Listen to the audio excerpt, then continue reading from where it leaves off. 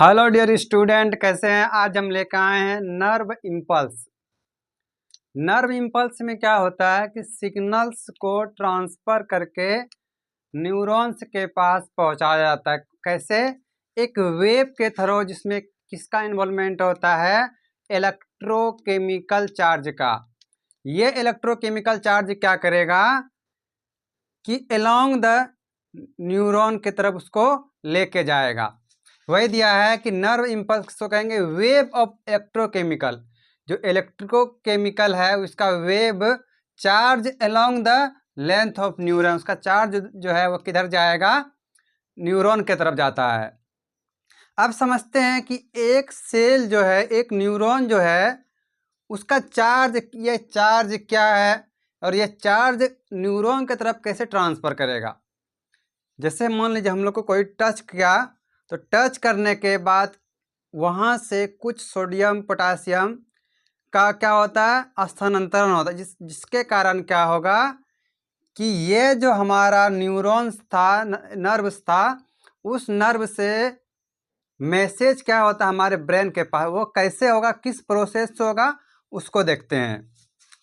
मान लीजिए ये क्या है, हमारा अभी एक सेल है और ये सेल अभी कैसा है? पोलराइज्ड। मतलब क्या? ये रेस्टिंग मेम्ब्रेन पोटेंशियल है। मतलब क्या? अभी रेस्ट में भी कोई भी स्टिमुलस नहीं है। तो जब ये न्यूरॉन नर्व्स रेस्ट में होगा, तो रेस्ट के समय क्या होता है कि एक सेल है जिसके अंदर में, ये क्या है? Inside the cell. Inside the cell, ये सेल है, सेल के अंदर का। तो इसमें अभी क्या भरा हुआ है? नेगेटिव चार्ज है और इसमें जो है पोटासियम है। बाहर में क्या है? प्लस चार्ज है। तो यहाँ पे क्या है? सोडियम है। एक यहाँ आपको लगा हुआ दिख, जिसको बोलते हैं सोडियम पंप बोलते हैं। तो इस पंप के थ्रू क्या होता है कि 3 सोडियम यहाँ से बाहर निकलेगा और 2 सोडियम अंदर आएगा।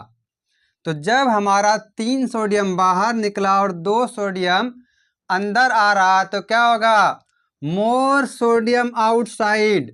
बाहर में ज़्यादा सोडियम हो जाए, क्योंकि यहाँ से 3 सोडियम बाहर हो रहा है। 3 सोडियम कौन लेके जा रहा है? ATP pump. ये एटीपी से के थ्रू क्या जाएगा? यहाँ से 3 सोडियम बाहर निकला और 2 पोटासियम अंदर आया। इस कारण से इस सेल में क्या हो गया कि उसके बाहर का जो इन्वायरमेंट है उसमें सोडियम ज़्यादा हो जाएगा। जो अंदर में है, अंदर वाले में क्या हो जाएगा? सोडियम कम हो जाएगा। कम क्यों होगा? क्योंकि यहाँ से सोडियम निकल रहा है, सोडियम आ नहीं रहा है। उसके बाद पोटासियम को होगा, पोटासियम बाहर ज़्यादा, क्योंकि यहाँ से सिर्फ 2 ही पोटासियम आ रहे हैं और इनसाइड सेल पोटासियम थोड़ा कम हो जाएगा। यह क्या था हमारा? रेस्टिंग पोजीशन पे, कि जब हमारा नर्वस रेस्टिंग में रहता है तो उसमें क्या होगा कि बाहर में ज़्यादा सोडियम होगा और अंदर में कम पोटासियम होगा। ठीक, इतना क्लियर हुआ? तो वही है आरएमपी। आरएमपी क्या होता है? Resting membrane potential. मतलब क्या? जब हमारा बॉडी, हमारा सेल एकदम रेस्ट में होता है, तब उस समय -70 मिली वोल्ट रहता है। इसको समझने सीधा करते हैं कि अगर मान लीजिए 0 किसी चीज़ का स्टिमुलस है, तो रेस्टिंग में कितना होगा? -70 मिली वोल्ट। यह क्या है? पोटेंशियल। क्या है? Potential difference. मान लीजिए ये सेल है, ये फिर दूसरा कोई एग्जांपल अगर लें, मान लीजिए ये है, तो इधर कोई चीज़ भरा हुआ, पानी भरा हुआ है, इधर पानी भरा हुआ है।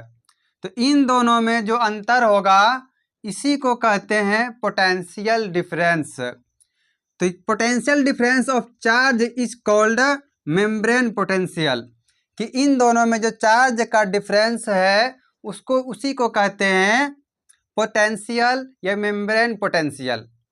इतना क्लियर हुआ? ये तो अभी तक हम बात कर रहे थे रेस्टिंग में, मतलब कि जबकि हमारा बॉडी से सेल बॉडी क्या था? पोलराइज्ड था। अब क्या कर रहे हैं, इसको एक्टिव मतलब कोई स्टिमुलस लिए और यहाँ पे टच किए, तो कितना टच करेंगे, क्या करेंगे, जो यहाँ से इंफॉर्मेशन होके हमारे ब्रेन के पास जाता है, वही है AMP, एक्शन मेम्ब्रेन पोटेंशियल। इसमें क्या होगा कि कोई भी स्टिमुलस के थ्रू जो इस नर्व से सोडियम और पोटासियम का आदान प्रदान होगा, उसी को कहते हैं एक्शन मेम्ब्रेन पोटेंशियल।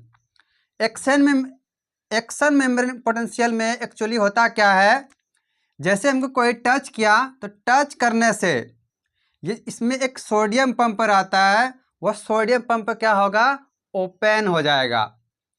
जब सोडियम पंप ओपन होता है तो ये जो सोडियम बाहर में था, सेल बॉडी के बाहर जो सोडियम था, ये सोडियम अब क्या होगा, सेल के अंदर आ जाएगा। जब यह सेल के अंदर आता है तो इसी को कहते हैं AMP, एक्शन मेम्ब्रेन पोटेंशियल। इसको बोलते हैं डीपोलराइज्ड। जब सोडियम बाहर ज़्यादा था तो हम क्या बोल दिए उसको, पोलराइज्ड। जब अंदर आ गया सोडियम बहुत मात्रा में तो उसको बोलते हैं डीपोलराइज्ड। ठीक, if threshold stimulus is achieved voltage, sodium gate open and AMP start.